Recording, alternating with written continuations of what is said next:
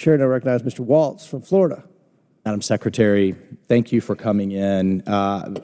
In preparation for the hearing, I watched your appearance on The View, and after one of the hosts was kind of condescending and insulting the intelligence of the 74 million people that voted for President Trump, you talked about, because they were talking about how the prices of everything are so high. You talked about, well, in response, what the American people need to do is take advantage of tax credits to weatherize their homes and take advantage of credits to buy EVs.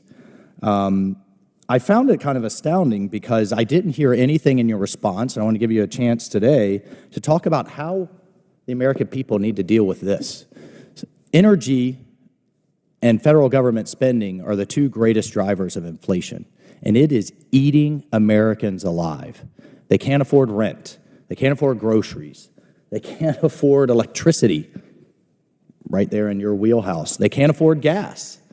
So how are we, with the energy prices so high, with spending so high on a lot of these credits? By the way, EVs only make up 1% of the cars on the road. How are we driving down prices to help the American people?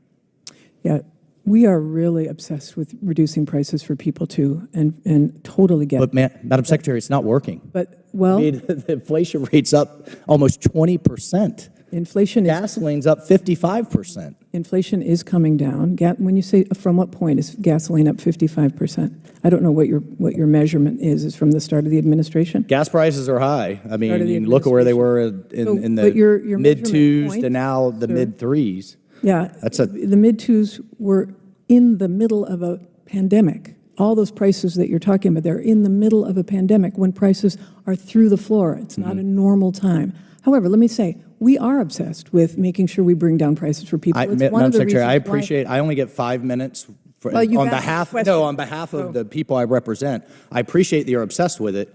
What you're doing isn't working. These prices are still unacceptably high. Okay. This is why the president has focused on every way possible to help reduce prices for people. This means whether it is on prescription drugs or whether it is weatherizing your home to reduce your electricity bill, whether it's helping people to be able to get an electric car so they don't have to pay gasoline prices, whether it is reducing student loans, every pocket of way the president is trying to reduce costs. Except that he's doing that by printing money and throwing federal dollars at the problem. You got one group of Americans paying student loans for another group. You got one group of Americans paying through their taxes EVs for another group, which, by the way, are not environmentally sound in terms of the materials that go in them. And I would encourage you to read the book Red Cobalt that talks about the 40,000 children that work in the cobalt mines of Congo, some as young as 6. But let's just stick with prices for a moment. Clearly hasn't worked here. But let's talk about abroad. The intelligence community has confirmed for me that, and a number of analysts have confirmed, I mean, obviously Russia fuels its economy on oil and gas. Iran fuels its economy on oil and gas. At about $55 a barrel, Russia can no longer fuel its war machine. It actually goes into kind of economic survival mode. So wouldn't it make sense to flood the global market with cleaner? You admitted in prior testimony American gas is cleaner than what came through Nord Stream 2, correct? Correct, it's cleaner. So why wouldn't we flood the world with cleaner, cheaper American oil and gas, drive down the prices? Now you've not only solved what's going on with the Iranian-supported terrorists in the Middle East, you've put Putin on his back foot as well in terms of the war in Ukraine. You've now solved two global problems and the inflation problem here at home, but instead the climate agenda is counter to all of that.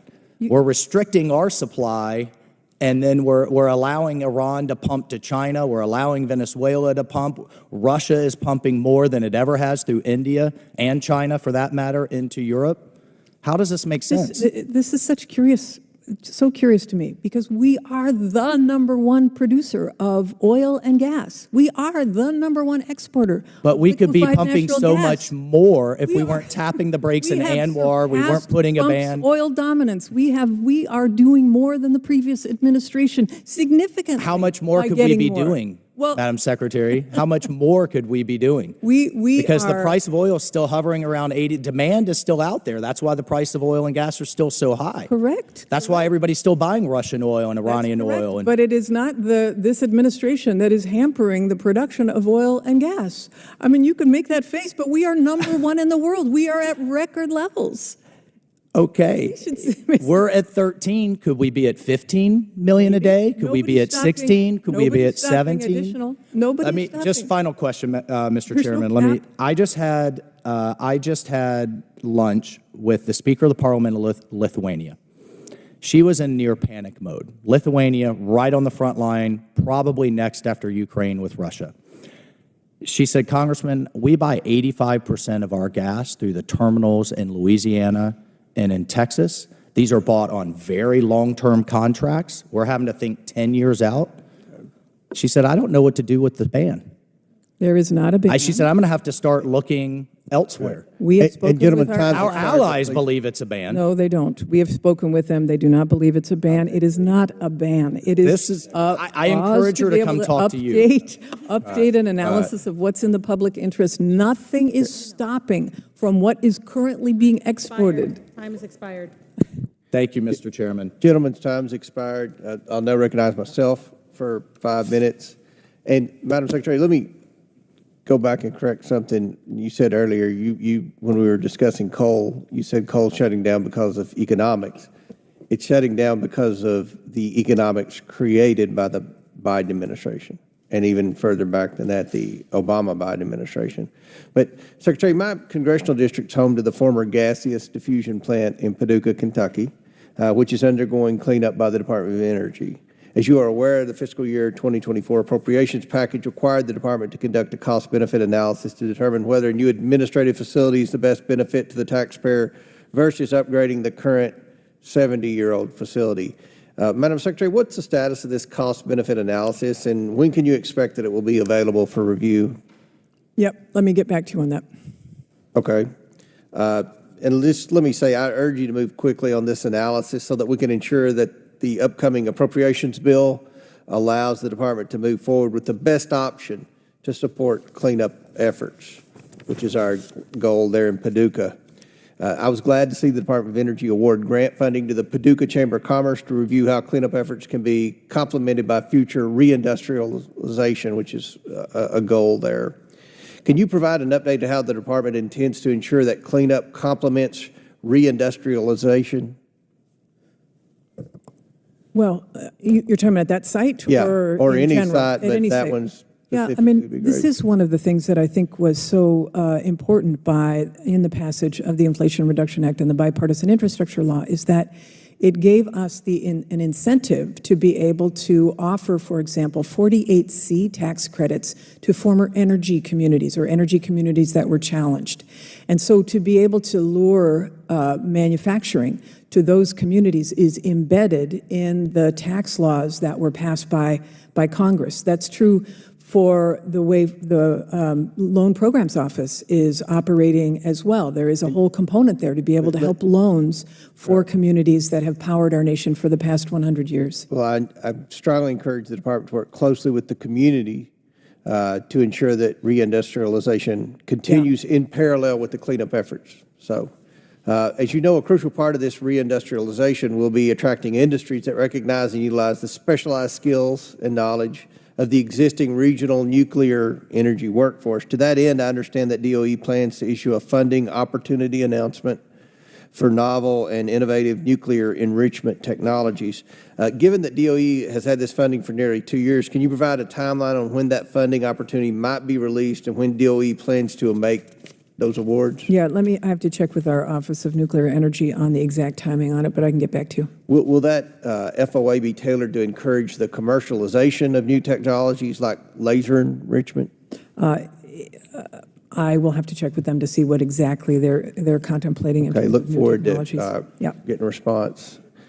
In recent months, Congress has taken significant action to bolster the front end of the nuclear fuel cycle, including passing a ban on Russian uranium imports, passing the Nuclear Fuel Security Act, and appropriating $2.7 billion to incentivize the new LEU and HALEU capacity. Can you provide assurance that DOE will not establish criteria that would discourage or prevent new market entrants from participating in any competitive funding opportunities associated with this new funding?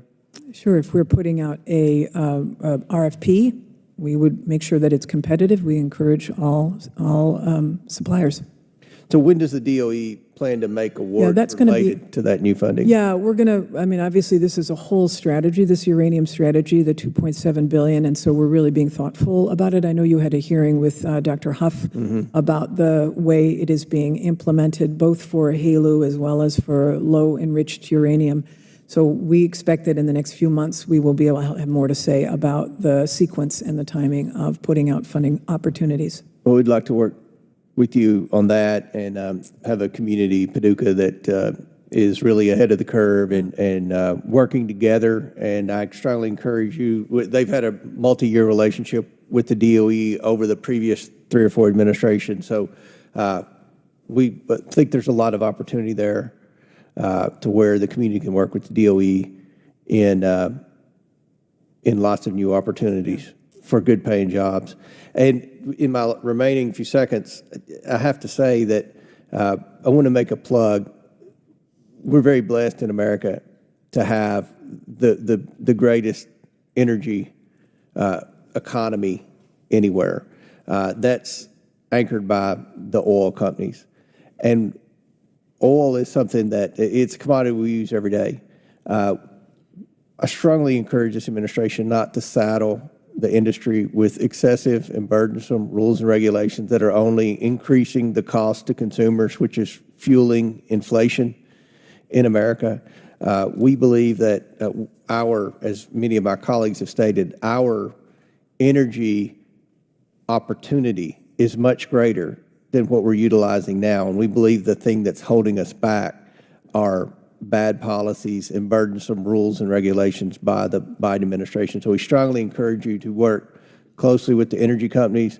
Not only do they provide tremendous energy for American consumers, they provide good paying jobs to their workers and pay a lot of taxes that keep our communities afloat. So I wanted to mention that because this was a energy hearing. I don't see any further questioners, so we will close. Let me see here. I want to thank you, Secretary, for being here today, for answering questions. So the Oversight Committee is not as bad as they say on TV. This was hopefully you'll tell your colleagues in the cabinet that this was a good experience, and hopefully we'll see more of your cabinet colleagues in front of this committee like we're supposed to do. So with that and without objection, all members will have 5 legislative days within which to submit materials and to submit additional written questions for the witnesses, which will be forwarded to the witnesses for their response. If there's no further business, without objection, the committee stands adjourned.